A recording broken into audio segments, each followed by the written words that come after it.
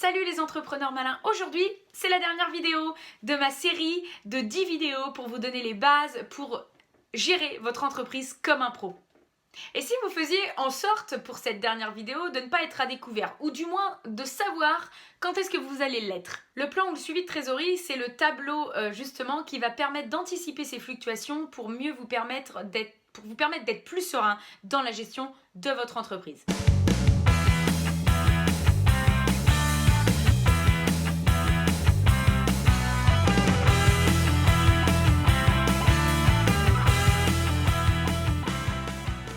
Il y a un truc qu'il faut bien comprendre pour pouvoir bien saisir l'utilité du plan de trésorerie ou du suivi de trésorerie. Il y a un décalage dans le temps dans l'activité professionnelle. Je m'explique. Entre les achats que vous faites, les ventes que vous réalisez suite à ces achats, le paiement des fournisseurs que vous avez, avec qui vous avez travaillé, le paiement de vos clients et l'encaissement de la vente à vos clients, il y a un décalage dans le temps qui peut être plus ou moins important selon l'activité. Je vous donne un exemple concret. Vous fabriquez vous-même vos bijoux que vous revendez dans des points de vente. Vous achetez la matière première pour fabriquer les bijoux. Vous fabriquez les bijoux. À partir du moment où vous achetez la matière première, vous devez de l'argent à vos fournisseurs. Vous n'allez peut-être pas forcément les payer tout de suite. Vous fabriquez vos bijoux. Bijoux que vous vendez à vos clients pour pouvoir les vendre dans les magasins.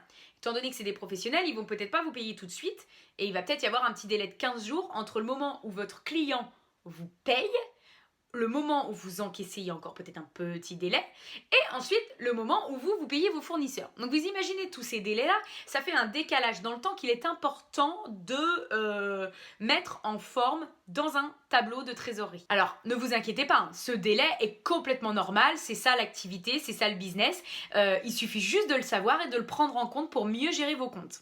Comment on suit? On le suit grâce à ce suivi, ce tableau de trésorerie qui note mois par mois idéalement tous les encaissements qui se passent et tous les décaissements, c'est-à-dire toutes les entrées d'argent, toutes les sorties d'argent. C'est-à-dire que si vous savez que vous avez une facture à payer pour le mois prochain, notez-le dans la case du mois prochain. Si vous faites une facture et que vous savez que votre client ne vous paiera pas avant 2 mois, bon, je vous le souhaite pas, mais notez-le dans 2 mois. Si vous savez que vous avez les cotisations sociales URSSAF qui passent, notez-les dans le mois dans lequel elles vont passer, parce que là, vous saurez que vous avez besoin de trésorerie à ce moment-là.